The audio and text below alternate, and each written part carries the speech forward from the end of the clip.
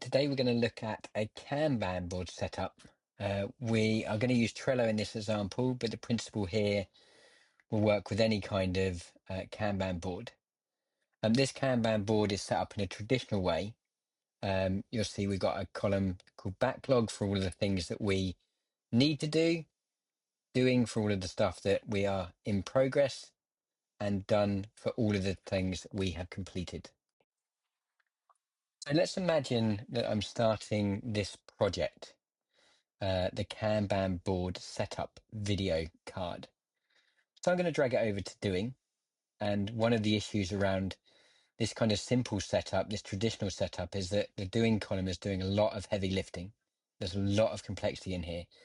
If you imagine the steps involved in the video production pipeline, which what this delivery board is about, you can imagine that there's writing scripts, there's recording videos, there's editing, and then maybe production and publishing have to be completed before we can move that card to done. So one of the ways you can handle this is by adding labels to your cards.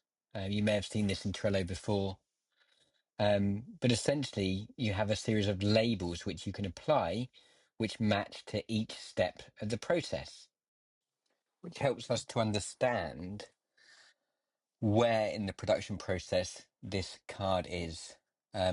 Might also add members to the card, which denotes who is the person that's responsible for doing that task on the list.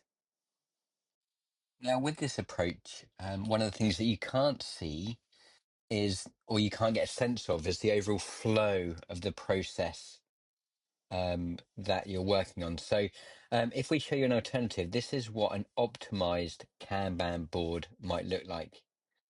One of the things that you can see pretty clearly here is that the doing column has been expanded out into each individual steps.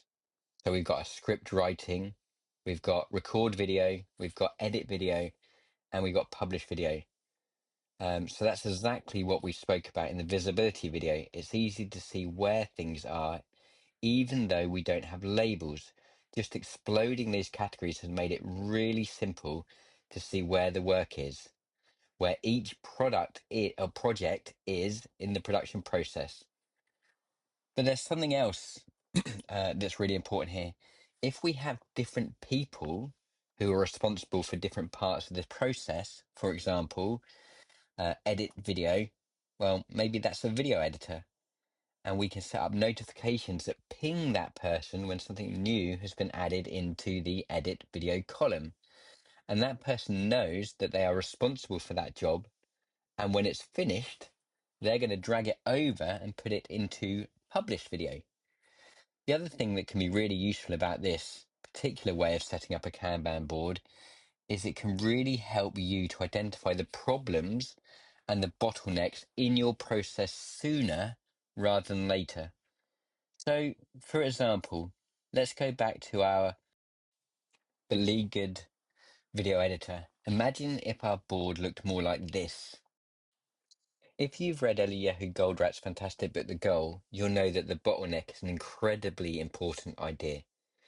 If you're looking to speed up the delivery of any system, you know that it's the one thing, the bottleneck is the one thing that defines the speed of all the work through the system. But here we can see our poor video editor is clearly buried. They're clearly struggling. And what we want to do then, of course, is attack the bottlenecks. Well, that's a subject for another video, but you can see that this particular way of looking at the Kanban board, simple as it is, some ways simpler than the traditional one, really helps us to visualize our work, to see it, our work, and the system at a glance and act accordingly.